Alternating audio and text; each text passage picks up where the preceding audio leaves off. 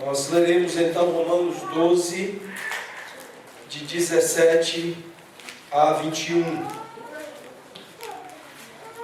Diz assim a palavra do Senhor: Não torneis a ninguém mal por mal, esforçai-vos por fazer o bem perante todos os homens.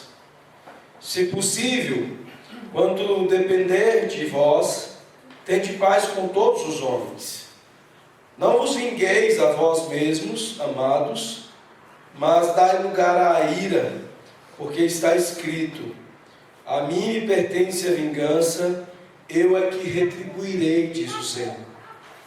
Pelo contrário, se o teu inimigo tiver fome, dá-lhe de comer. Se tiver sede, dá-lhe de beber, porque fazendo isto, amontoarás brasas vivas sobre a sua cabeça. Não te deixes vencer do mal, mas vence o mal com o bem. Oremos.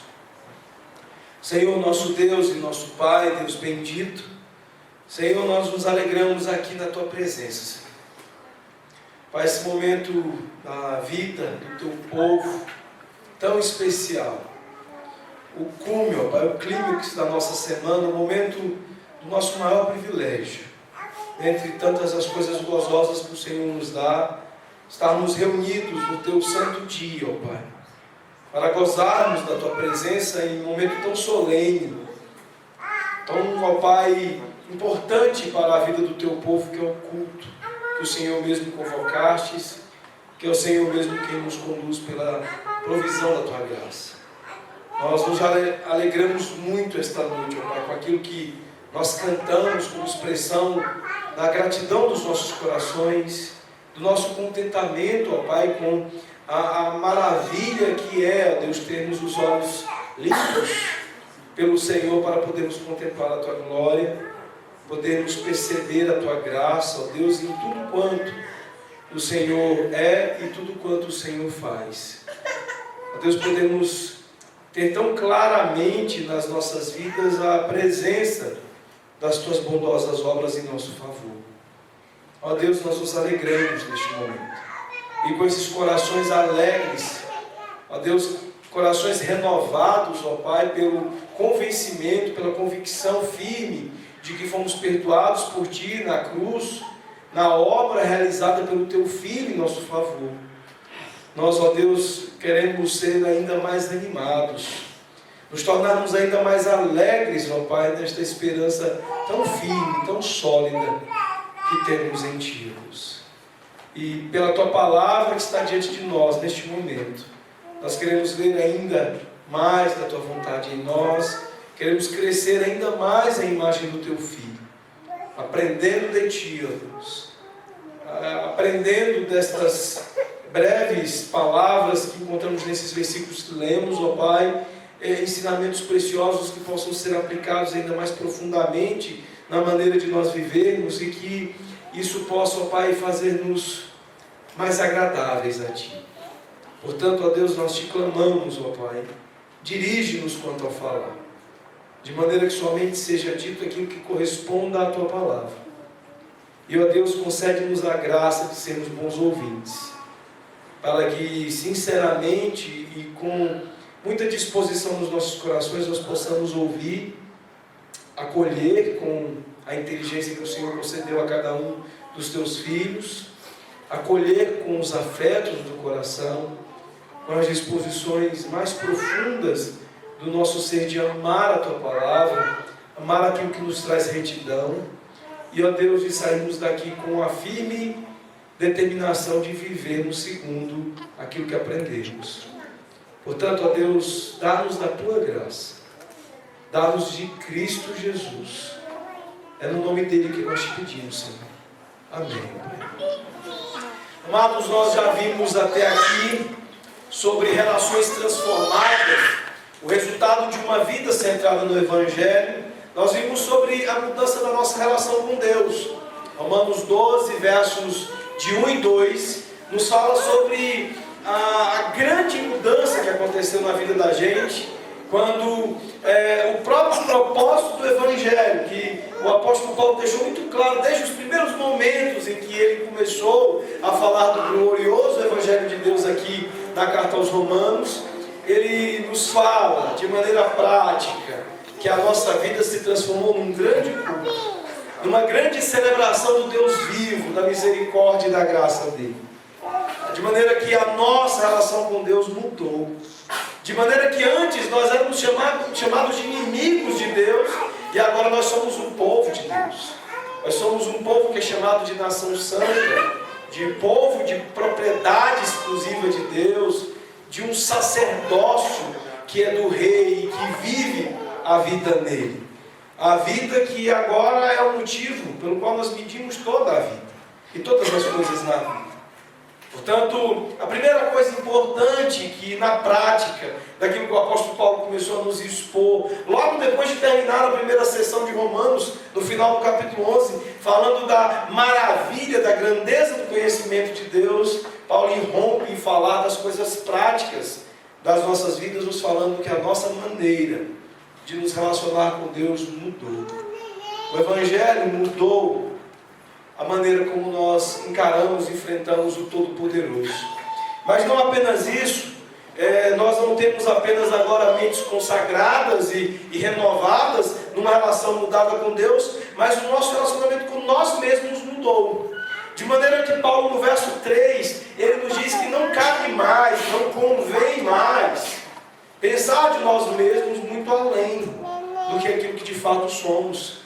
Nós passamos a ter uma perspectiva em Cristo Jesus daquilo que realmente nós somos. E quando nós olhamos para Jesus, o que nós dizemos é: Cristo é tudo. E eu encontro todo o sentido e toda a minha identidade nele. E não mais nas coisas grandes que antes eu corria atrás. O salmista, no Salmo 131, ele diz que ele não persegue coisas grandiosas demais para ele. E ali Davi diz isso porque ele tinha uma consciência de si mesmo determinada por Jesus Cristo. Ele certamente tinha Deus e o Messias e o Redentor em mente quando ele passou a compreender a natureza de seu próprio coração, a natureza de quem ele mesmo era. De maneira que a relação de Davi consigo mesmo foi mudada. E Paulo, nesses versos de 3 a 8 do capítulo 12, ele diz que a nossa relação também mudou na nossa maneira de nos vermos, de nos medirmos. Nós assumimos um julgamento sóbrio e adequado a respeito de quem nós somos. Nós consideramos a nossa própria pessoa agora à luz de quem Jesus é. A maneira como nós usamos os dons que nos são dados por Deus também é determinada pela nossa maneira de nos vermos à luz de quem Jesus é. E Paulo, a partir do verso 9, ele vai falar sobre a mudança do nosso relacionamento com os outros, sobre o quanto uma vida transformada pelo Evangelho passa a ser diferente na relação com os outros. E Paulo estabelece algumas coisas importantes como o fundamento dessas novas relações, que é o amor sincero, o amor que é sem hipocrisia, o amor que é carregado de aspectos genuínos, de nenhum fingimento, de nenhum tipo de duplicidade. Na ocasião nós falamos sobre o grande risco de uma duplicidade que é interna e de uma duplicidade que é externa. A duplicidade interna é quando você está assumindo um conceito deturpado de amor. Quando você acha que ama e não ama. Quando você está seguro de sentimentos que são falsos. E por conta disso a sua relação com as outras pessoas é absolutamente comprometida. Mas também há uma duplicidade mais comum e também terrível que normalmente revela mais fortemente a falta de sinceridade do amor, que é quando a duplicidade é externa, quando você finge que ama as pessoas, quando pelas costas você detesta, você as detesta e na frente você finge amá-las. Paulo fala de algumas coisas que são importantes para que esse amor sincero, esse amor sem duplicidade, ele seja exercido e seja praticado. E mais à frente, nos versos que nós vimos na noite de domingo passado, ele vai falar do versículo 12 ao versículo 16 sobre algumas formas importantes de nós reagirmos tanto às circunstâncias quanto às pessoas em amor, nesse amor sincero. Nós vimos coisas importantes como a importância da hospitalidade, da generosidade, de nós estarmos com o coração sempre dispostos a recebermos pessoas, a acolhermos pessoas em nossas casas, as acolhermos nas suas necessidades. E agora Paulo vai nos desafiar duramente, porque ele vai dizer que esse mesmo amor sincero, essa mesma disposição mudada das relações, ela não se limita apenas à maneira como nós nos relacionamos com os outros na família de Deus. Mas Paulo diz também que o amor é uma marca das nossas ações e das nossas relações, também quanto aos nossos inimigos. E é nesta noite essa a nossa mensagem, sobre relações transformadas, sobre a mudança que o Evangelho produz na maneira de nós nos relacionarmos com os nossos inimigos.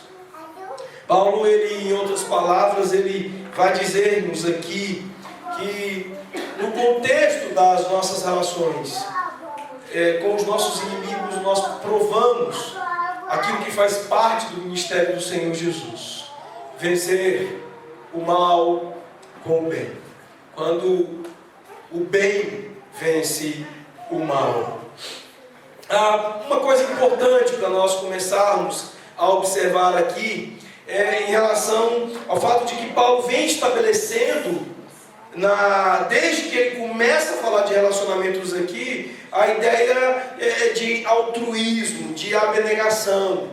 Paulo, ele está resgatando coisas que Jesus havia ensinado no início aqui dessa sessão de coisas práticas com o capítulo 12, e ele faz isso estabelecendo marcas profundas de altruísmo e de abnegação, de uma demonstração de amor absolutamente diferentes.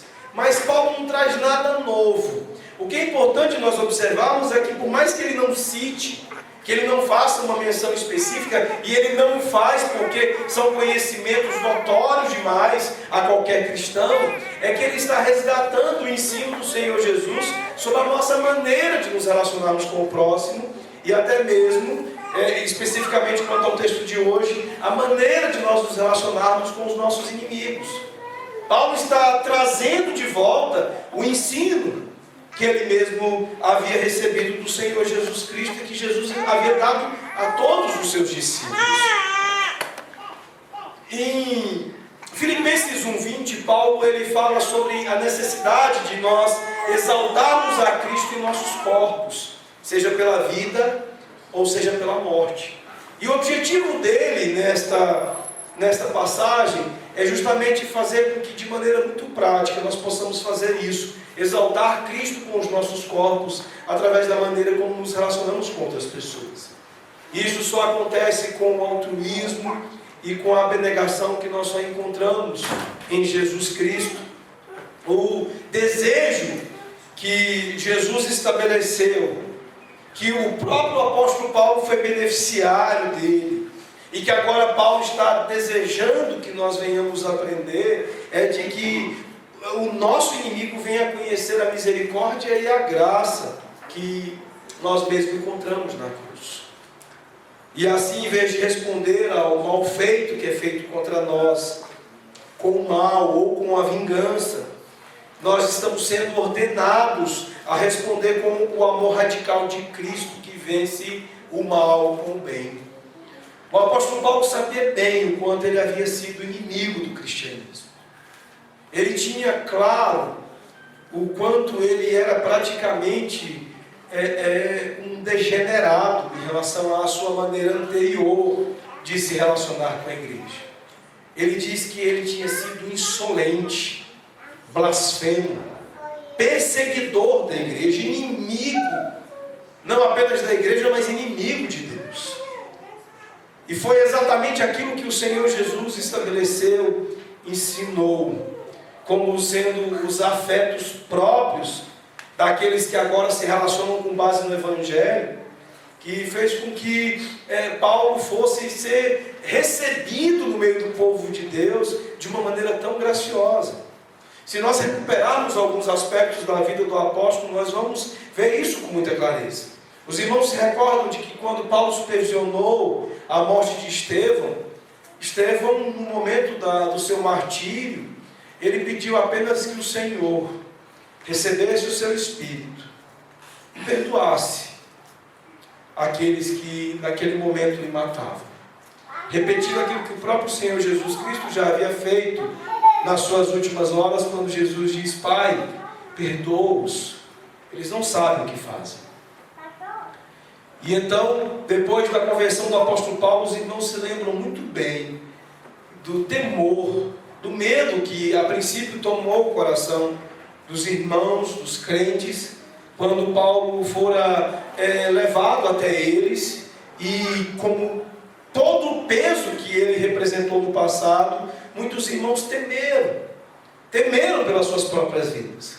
A disposição claramente não era a de quem queria se vingar do apóstolo, a de quem queria dar o troco nele, mas havia temor no coração deles, havia medo no coração deles, pelas coisas bárbaras que Paulo havia empreendido contra a igreja. Mas eles foram orientados a acolhê-lo, a recebê-lo no meio deles, e foi assim que aconteceu. Eles sararam aos olhos de Paulo, eles zelaram de Paulo, eles guardaram o seu corpo, eles protegeram o apóstolo, e assim aconteceu por toda a vida do apóstolo Paulo. A igreja lhe assistindo, a igreja lhe sustentando, a igreja lhe protegendo. Portanto, o desejo do apóstolo Paulo de que a nossa maneira de lidar com os nossos inimigos pudessem levá-los a conhecer a mesma graça, a mesma misericórdia que nós conhecemos, era algo muito fortemente provado por ele, pela sua própria condição pessoal.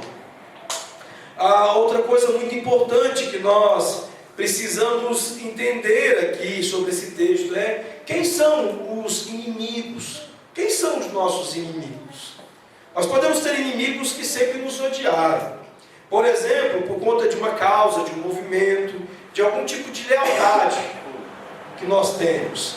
Por exemplo, nós sabemos que palestinos e judeus se odeiam desde há muito tempo. Nós sabemos que há algumas rixas que são produzidas entre grupos étnicos por conta de diferenças sérias históricas. Nós sabemos que há, por exemplo, algumas rivalidades que são menores, mas que podem produzir sentimentos de ódio. Há pouco tempo, durante as eleições presidenciais, nós vimos manifestações claras de sentimentos antigos por conta da grande massa de nordestinos que votaram no atual governo. E sulistas e outras pessoas do sul, do centro do país, demonstrando sentimentos de raiva contra os nordestinos, por conta, supostamente, do voto que havia sido dado durante as eleições. Mas nós sabemos que há questões históricas mais profundas. Eu estive uma ocasião torcendo pelo Flamengo no estádio Serra Dourada, em Goiânia. Estádio lotado. Onde o Flamengo joga, os irmãos sabem que o estádio lota. E estava lá eu com a camisa do Flamengo, no meio da torcida do Flamengo, só que muito próximo à torcida do Goiás. E de repente, eu gritando, o Flamengo já estava ganhando de 3-1 do Goiás, e eu gritando, pulando, minha irmã junto comigo, que era quem havia ido ao estádio comigo, e aí tinha sido uma virada de 3-1, eu gritando, time pequeno, né? E obviamente isso não produz sentimentos agradáveis no torcedor adversário, mas a torcida muito próxima começou a gritar Paraíba para mim. E aí Paraíba, aquele estádio, e aquela massa do Goiás, e aí os outros começam a gritar também sem saber porquê. De repente eu estava lá sendo xingado, quase metade do estádio de Paraíba. Aconteceu isso comigo. Mas por quê? Porque há um sentimento de muita gente de raiva de nordestinos. Nós sabemos disso. Há aqueles que têm raiva de pessoas porque são envolvidos com partidos políticos. Nós temos percebido a maneira como muitos estão se referindo aos petistas. Ou a maneira como os próprios petistas se referiam aos PSDBistas, né? Às tucanalhas, aos petralhas. Então, inimigos se constituem muitas vezes por conta de causas, de movimentos, de alguns tipos de lealdades que nós assumimos. Há raivas religiosas, há inimizades religiosas, sociais, há até inimizades culturais. Mas mais frequentemente, o que nós muitas vezes não percebemos é que os nossos inimigos são pessoas mais próximas do que nós imaginamos. Pessoas que nos magoaram, nos machucaram. Às vezes não são necessariamente inimigos de um curso histórico, mas às vezes de situações pontuais, contextuais, alguns momentos da nossa vida. Entre eles podem existir até amigos, familiares ou parentes, colegas, chefes no nosso ambiente de trabalho, vizinhos de porta. Um pregador americano conta que ele, durante alguns meses, ele tinha e teve como seu inimigo o seu vizinho. Diz que num determinado dia ele ouviu o vizinho gritando com a sua filhinha. E ele de longe ele já gritou de volta. Como você ousa abrir a sua boca imunda para falar desse jeito com a minha filhinha? O vizinho estava completamente tomado de ira por causa do cachorro que eles tinham, que fazia muito barulho, perturbava. E aí num belo dia o vizinho transtornado, tomado pela ira, brigou com a menina, pedindo que a menina controlasse o cachorro dela. E ele ouviu então a conversa do vizinho de sua filha e respondeu dessa forma. Só que trata-se de um pastor. E ele disse que foram meses até ele se tocar e até o vizinho e pedir perdão por aquilo. Mas durante meses era o inimigo dele. Um vizinho, muro por muro, lado a lado, uma pessoa que morava na mesma vizinhança. E Paulo, ele nos dirige aqui para falar sobre duplos comandos, para a nossa maneira de tratar esses que são chamados os nossos inimigos. Desses que são aqueles que nos fazem mal, aqueles que pisam no nosso pé, aqueles que nos machucam, aqueles que nos ferem de alguma maneira. Paulo, ele usa de alguns comandos, de alguns mandamentos, ordens aqui, duplas, sobre o que não fazer de maneira negativa e o que fazer positivamente na nossa relação com essas pessoas. E eu gostaria de considerar com os irmãos a respeito disso. E é importante nós lembrarmos mais uma vez que aqui o que nós temos é alusão e eco. Paulo está fazendo alusão ao ensino do Senhor Jesus, ecoando o Sermão do Monte na sua aplicação sobre o que o Evangelho faz na nossa maneira de nos relacionarmos com os nossos inimigos. E a primeira destas recomendações de Paulo, o primeiro desses mandamentos, estão nos versos 17 e 18. Eu gostaria que você acompanhasse comigo. Não torneis a ninguém mal por mal, esforçai-vos por fazer o bem perante todos os homens. Se possível, quanto depender de vós, tende paz com todos os homens. Mateus 5, 38 e 39 contém esse ensino do Senhor Jesus. Ele diz, a palavra de Deus diz: ouvistes que foi dito, olho por olho, dente por dente. Eu porém vos digo, não resistais ao perverso, mas a qualquer que te ferir na face direita, volta-lhe também a outra. Paulo está dizendo, não faça o que? Não retribua a ninguém mal por mal. Mas ele está também dando uma ordem positiva, algo que você deve fazer. E o que você deve fazer? Você deve fazer o que é certo. Você deve fazer o que honra a pessoa, o que honra o teu inimigo. Não é fácil. É absolutamente contracultural fazer o que Jesus está mandando. Você ouvia antes que era olho por olho, dente por dente, estar acostumado à ideia de que se você é macho e um menino bate na sua cara, você vai lá e devolve. E agora Jesus dizendo que você vai oferecer a outra face. E quanto aquilo que depender de você, promover, fazer, agir positivamente naquilo que promove paz entre todos os homens. Por que, meus irmãos, que nós não deveríamos retribuir a ninguém mal por mal? Porque Jesus sabia muito bem, e o apóstolo Paulo aprendeu dele e nos ensina dessa mesma maneira, que isso não funciona bem. Quando você retribui o mal com o mal, a coisa só aumenta. Ele é uma espécie de combustível do ódio. Ele aumenta o ciclo vicioso. Quando você não interrompe o ciclo tende a se tornar apenas pior. Há uma coisa terrível sobre o mal que muitas vezes nós não entendemos. É que o mal ele se alimenta dele mesmo.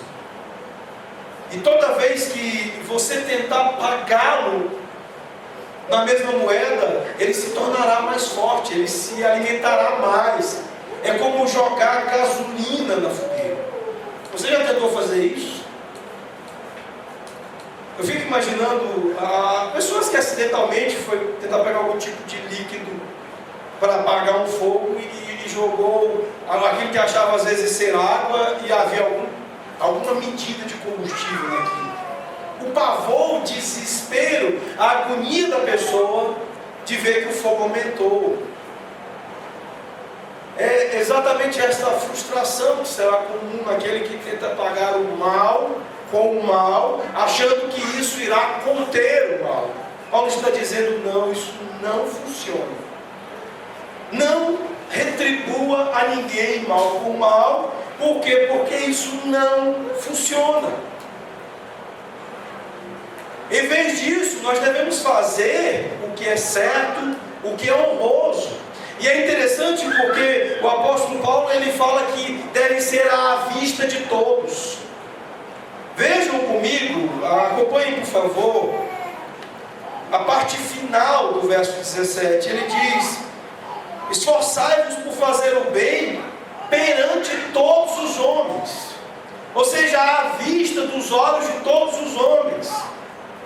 Há um aspecto intencional na prática do bem. Paulo está nos chamando a atenção de que não é aquele bem que você poderia fazer apenas à vista da sua própria perspectiva. Do tipo, fulano me fez mal, eu vou sentar e vou orar por ele.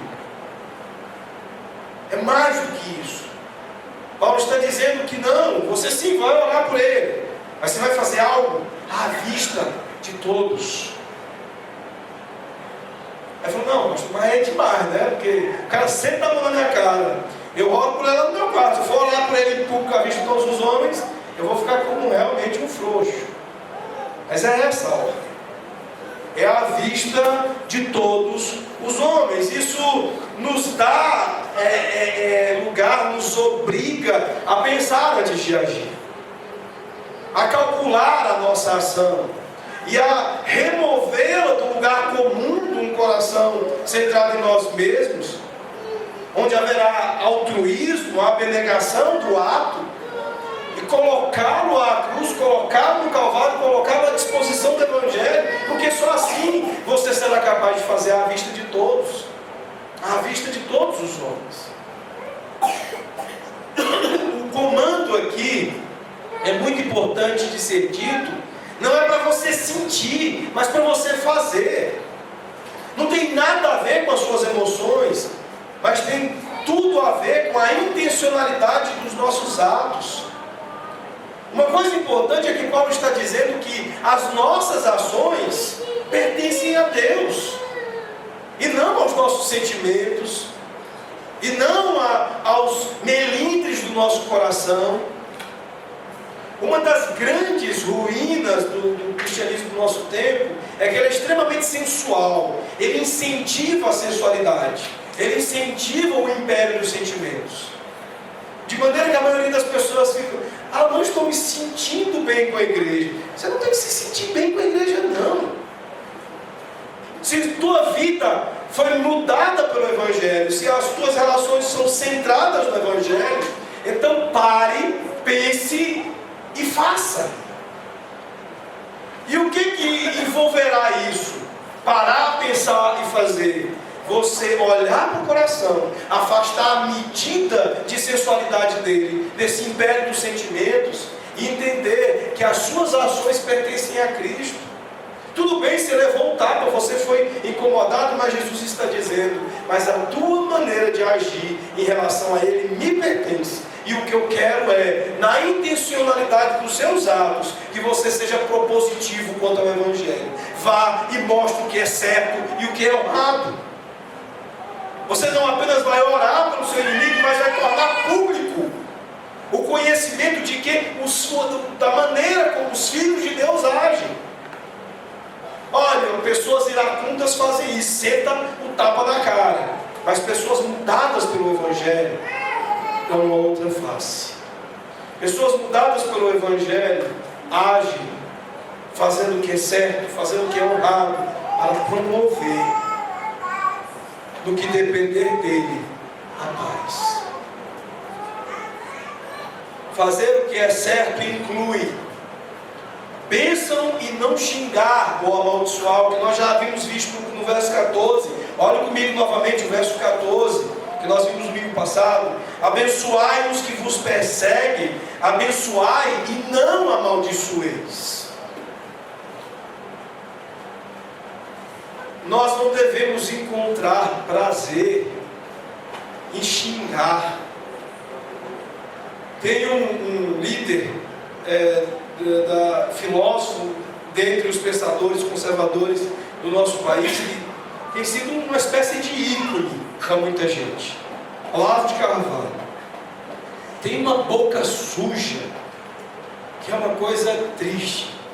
E é impressionante porque ele escreveu um livro grosso com o nome de idiota no meio do título do livro, e parece-nos que nós crentes nos fissuramos, gostamos, estamos pegando o gosto por xingar os outros também.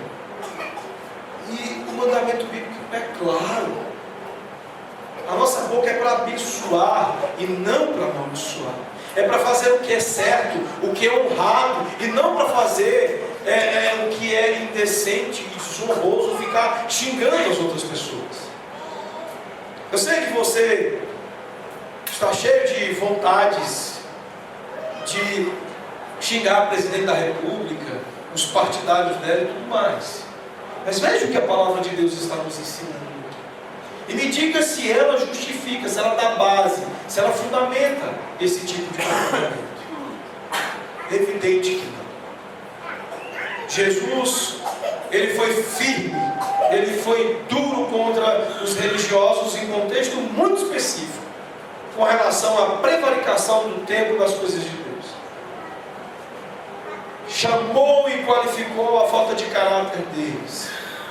Mas Jesus, ele usou nomenclaturas muito específicas, como raça de víboras, para se referir à maldade deles. Jesus não ficava usando de linguagem chula, como chamando os fariseus de idiotas.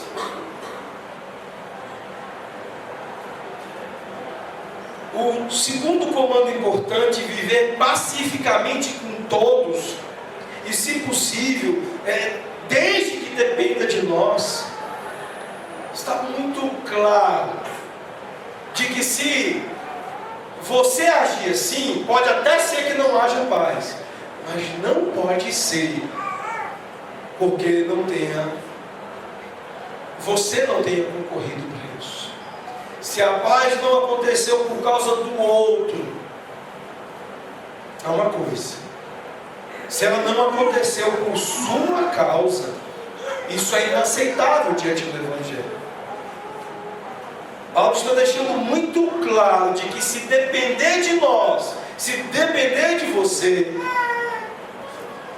deve haver paz. Como nós podemos fazer isso? Não é fácil. Nosso coração pecaminoso nos impõe dificuldades em relação a cumprir com esse mandamento. Mas nós precisamos aprender a lidar com a nossa raiva, com a nossa ira, a aprender a lidar com a amargura do nosso coração, entendendo que ela ela não funciona para resolver o problema, ela piora, ela é combustível para a continuidade do ciclo de ódio, do ciclo de inimizade, do ciclo de mal. Nós precisamos lidar de maneira centrada no Evangelho com relação à nossa raiva, à nossa amargura, à nossa ira. É preciso perdão, é preciso confissão, confessar a Deus a nossa ira, o nosso pecado, a nossa zanga, a nossa raiva. É preciso dirigir-se em relação ao outro com um amor que confronta. Se você quer dizer que ele está errado, você não pode usar da mesma medida de comportamento. Você não pode querer dizer que alguém está pecando com outro pecado. O amor é quem irá constranger o pecado do teu inimigo. O amor voltado em direção a ele é aquilo que poderá levá-lo a se humilhar e se arrepender na presença de Deus. Foi isso que Jesus praticou o tempo todo. E é esse o modelo para as nossas vidas. João Calvino, ele comentando essa passagem, ele diz que o texto aponta que retribuir o mal com o mal pode não ser tão grave como buscar vingança, mas ainda é proibido. E que muitas vezes o mal aqui que nós usamos para pagar o mal não está tão claro para a gente. Como é que você pode fazer isso? Às vezes de maneiras muito simples. Quando você simplesmente não faz o bem, você já está oferecendo mal. A indiferença com que muitas vezes nós queremos punir as pessoas. Alguém fez alguma coisa, te machucou. E como é que você dá o troco? Eu ignoro, eu sou indiferente aí. Eu simplesmente não dou mais bola, não dou moral. Ignoro, ligo ali a chave, o modo, né? Uma coisa que tem sido muito comum entre as pessoas, especialmente nas comunicações e em redes sociais, é o tal do ironic mode, né? Que é o modo ironia ligado. E aí você vive tratando as pessoas com ironia, com sarcasmo. A gente acha que essa é uma forma requintada de tratar aquele que está nos machucando. Tem gente que acha que é um tapa com luva de pelica. É mal, meus irmãos. Se você não está agindo num amor sincero, é claro que você está retribuindo com mal. Se você não está agindo como o texto diz, positivamente promovendo o bem para que haja paz, a sua ironia, o seu sarcasmo, por mais que não seja uma clara forma de vingança, é o mal sendo dado como troco. Calvino, ele cita isso como algo muito importante para nós entendermos, porque por vezes são as coisas pequenas e as coisas sutis que mais dominaram o nosso coração em situações como essa. Às vezes você não tem desejo de se vingar, mas você já está dando troco com a prática de algo que você aparentemente não considera um mal, mas que é um mal. Alguém fez uma observação sobre uma brincadeira de crentes, de um grupo de crentes. Havia um irmão que estava extremamente incomodado com o fato de que um outro irmão sempre colocava apelidos e sempre fazia comentários que o reduziam, o diminuíam. E então ele começou a criar uma espécie de cultura de grupo com o intuito inicial de dar um troco naquele irmão. E então ele se antecipava. E aí começava também a inventar apelido e a usar de comentários que certamente depreciavam. Uma certa ocasião chegou um rapaz, um novo jovem, para fazer parte desse grupo. E assim que as brincadeiras começaram, ele, gente, eu não vou participar disso. O que vocês estão fazendo é pecado, ofende. O que vocês estão fazendo tem o claro intuito de quebrar o novo mandamento. Vocês estão se diminuindo. Ah, mas é uma brincadeira. Ah, mas é uma brincadeirinha que aparentemente tem. Como é que isso começou? E aí então, depois de serem exortados, eles começaram a perceber que, na verdade, o que eles achavam ser uma brincadeira, era uma forma de troco entre eles. Era uma forma de um pagar o mal que o outro lá atrás já havia feito, e lhe ferir, e lhe magoar, lhe diminuindo, lhe fazer se sentir menor. Portanto, meus irmãos, cuidado com o sarcasmo, cuidado com a ironia, cuidado como nós temos usado de algumas expressões, algumas brincadeiras.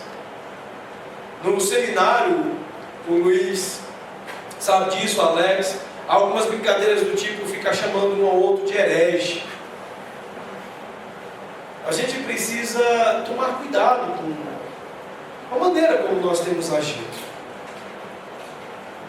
A gente tratar o irmão mesmo que de brincadeira, com expressões, com brincadeiras, com coisas que revelam algo muito sério, ofensivo e desagradável a Deus. Isso certamente não é a maneira certa e honrada de se tratar o outro. Efésios 4:29 nos ajuda muito nesse sentido. O apóstolo Paulo diz que não saia da vossa boca nenhuma palavra torpe, e sim unicamente a que for boa para edificação, conforme a necessidade, e assim transmita graça aos que ouvem. O que Paulo está dizendo aqui? Será que ele está se referindo apenas a palavrão? O texto original, torpe aqui, é tudo aquilo que é destituído de proveito, de propósito, de intencionalidade de edificar, de promover o outro, de honrar o outro.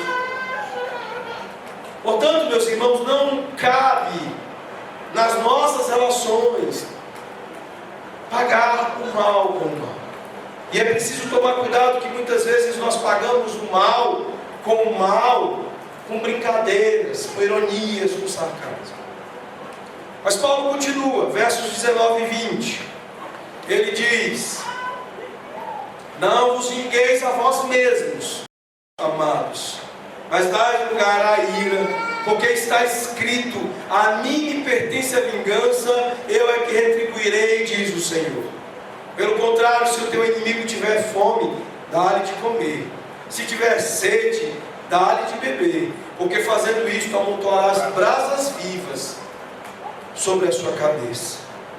Em Lucas 6, 27 e 28, Jesus diz: digo-vos, porém, a vós outros que me ouvis, amai os vossos inimigos, fazei o bem aos que vos odeiam, bendizei aos que vos maldizem, orai pelos que vos caluniam. Paulo continua fazendo alusão e produzindo eco no ensinamento do Senhor Jesus.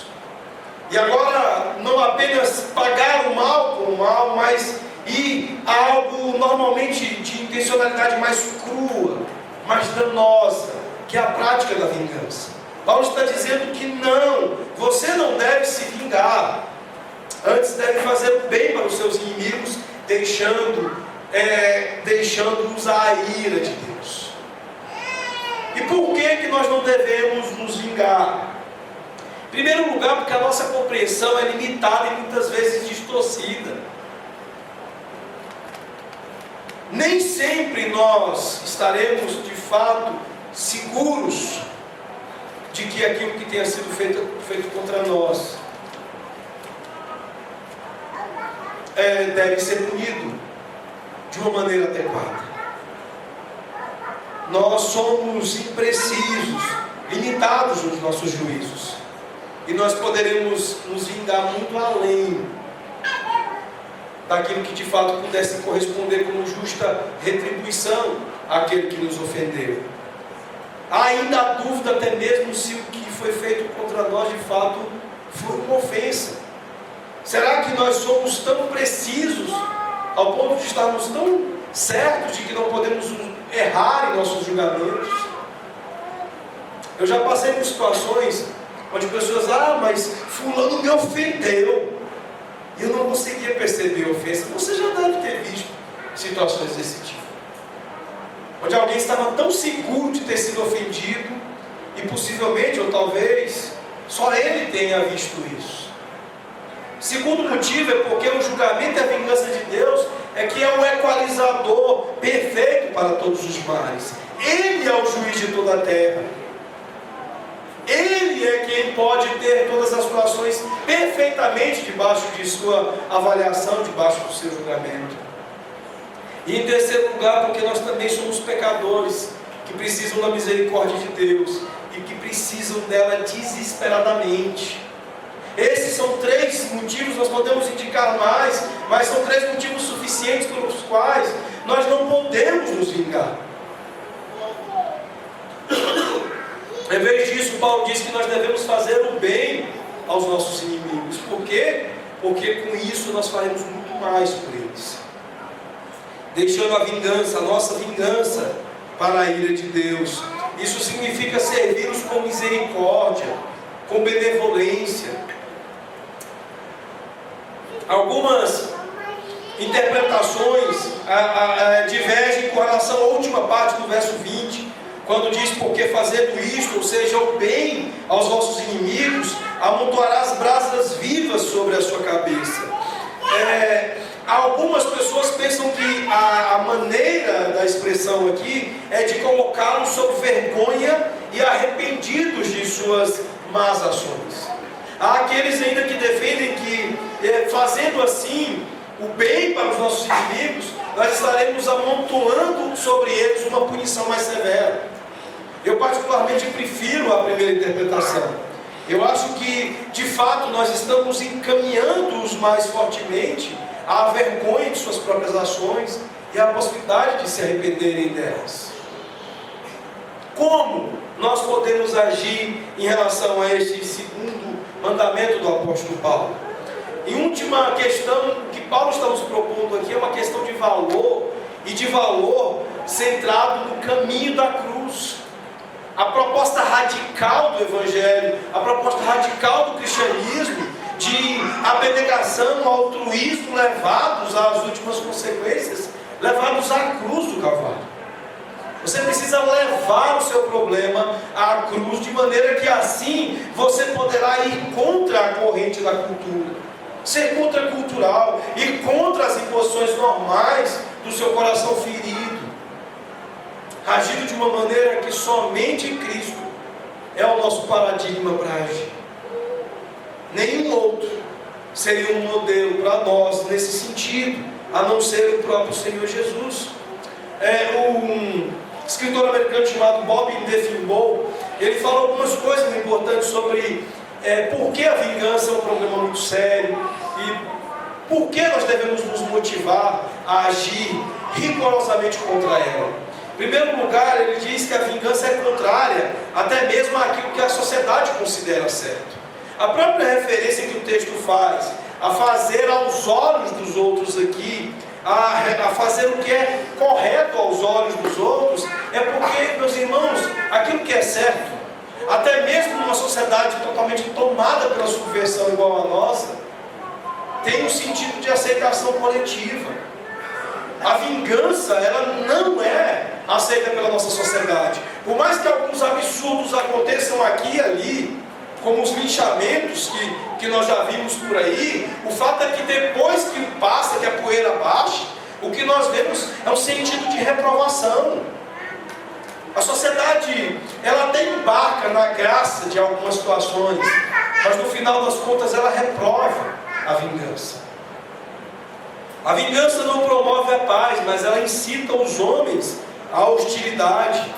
Ela mantém um ciclo vicioso. A vingança, ela usurpa uma tarefa que pertence somente a Deus. E isso é muito sério, porque quando você quer ser um justiceiro, você não apenas estaria incorrendo na ideia de que há conceitos sociais, há ajustes sociais celebrados, no sentido de que nós elegemos os nossos juízes, os árbitros da nossa sociedade, mas mais que isso, nós estamos nos contrapondo ao próprio Deus. E finalmente ele diz que a vingança, ela sucumbe ao mal. Em vez de vencer o mal com o bem, ela faz do seu agente vencido pelo mal. Ela coloca você no mesmo nível daquele que pecou contra você. Isso tem sido retratado em filmes de ação, em desenhos animados. Quantas vezes você já viu aquele que deveria ser um mocinho completamente tomado pela ira, pela raiva, empreendendo vingança contra o seu agressor e sendo colocado numa situação em que ele se vê igualando-se ao seu ofensor? Até o mundo caído, até as pessoas não regeneradas, elas são capazes de perceber essa verdade, de que a vingança iguala ofensor e ofendido. Finalmente, verso 21, Paulo vai então concluir com mais um mandamento, mas onde ele reforça todo o sentido, todo o argumento dessa passagem. Ele diz: não te deixes vencer do mal, mas vence o mal com o bem. Não te deixes vencer pelo mal, vença o mal com o bem. 1 de Pedro, capítulo 3, verso 9, o apóstolo diz: não pagando mal por mal, ou injúria por injúria, antes pelo contrário bendizendo, pois para isto mesmo fostes chamados, a fim de receberdes bênção por eles. Meus irmãos, o principal motivo de nunca pagarmos o mal com o mal e nunca nos vingarmos a nós mesmos é que nós estamos em compromisso de vencer e não de sermos vencidos por ele. Se você achar que dando troco, sendo indiferente, se envolvendo com sarcasmo, com ironia, ou indo ao extremo da prática da vingança, você estará com isso dando o troco que o mal merece. Você então não entendeu o que o nosso Senhor Jesus nos ensinou e o que Paulo está nos ensinando aqui. A única maneira de vencer o mal é a prática do bem. É o bem que vence o mal. É o amor que vence o medo. É a esperança que vence a ansiedade. São os frutos do Espírito que inundam a alma, esvaziando e fazendo toda a ausência do mal no coração daqueles que antes viviam nas obras das trevas. Ou seja, é sempre a prática do bem que haverá de vencer. Você não tem como vencer o mal com o mal. A palavra de Deus está nos ensinando aqui que nós tornamos o mal a nós mesmos quando queremos oferecer a outros. Essa é uma regra de ouro com relação à amargura que a maioria das pessoas não entendem. O amargurado, ele toma veneno, ele consome do próprio mal, achando que o outro vai morrer. E no final das contas, mal sabe ele que está matando o seu próprio coração. Então, o nosso maior inimigo não é o povo pecador que nos fere, mas o mal, o maligno. É isso que nós precisamos entender. Então, a única maneira de vencer o mal é lutar com o bem. O amor é a única arma que vence o mal em nossos inimigos. O John Stott, comentando isso, ele diz que o caminho da cruz nos leva e nos faz prosseguir dessa forma. Ele diz que em todo o nosso pensar e viver, o que é importante é manter sempre essas duas coisas que Paulo está nos recomendando aqui de maneira muito prática. Vocês se lembram que lá atrás ele diz que nós deveríamos detestar o mal e nos apegar ao bem. E agora ele estabelece esses comandos: não faça isso, faça isso. Não faça o que é mal, faça o que é bom. É bom nunca retalhar, porque se nós pagamos o mal com o mal, nós o dobramos. Ele agora passa a existir em medida dobrada, adicionando um segundo mal para o primeiro, e assim aumentando a contagem do mal no mundo. É ainda melhor ser positivo, para abençoar, para fazer o bem, buscar a paz, e servir, e converter o nosso inimigo. Porque se assim retribuirmos o mal com o bem, podemos reduzir a contagem do mal no mundo e ao mesmo tempo aumentamos a contagem do que é bom. É uma simples questão de matemática. Retribuir o mal com o mal é algo que deve ser superado. Pagar com o que é bom, o que é mal, é vencer o mal com o bem. Este é o caminho da cruz. Esta é a obra-prima. Enquanto Jesus levou sobre toda a sua humilhação e sua encarnação, as ofertas do mal que esse mundo pôde dar, Ele deu-nos abundantemente, de maneira sobremaneira excelente, a expressão do seu amor. Nós devemos fazer da mesma forma, como Ele. Concluindo, para você fazer, renda sua ira e sua vingança a Deus. Não seja envolvido com questões de retaliação ou de vingança. Livre-se de sua raiva tóxica com perdão. Perdoe as pessoas. Lembre-se, se você estiver tendo dificuldade, que Deus lhe perdoou. Igualmente você é ofensor contra Ele. Confesse a Ele o seu perdão. E confronte o que é errado, não com uma tentativa apresentando um outro erro, um outro pecado, mas confronte com amor. Ofereça amor onde oferece-se o mal. Em segundo lugar, faça o bem a seus inimigos, confiando na justiça de Deus e na vindicação dele por você. Confie que Deus é justo e perfeito em nos vindicar, em nos reivindicar toda a justiça no dia do juízo. Pratique a boa vontade para com seus inimigos e os sirva com benevolência. E assim nós seremos contraculturais. E finalmente supere o mal com o bem, recusando-se a ceder ao mal. Seja sábio, seja perspicaz em lidar com o mal. Detestai o mal, apegando-nos ao bem. Fazendo isso, nós simplesmente escolhemos o caminho da cruz. Feche os seus olhos, feche a sua fronte, nós vamos orar.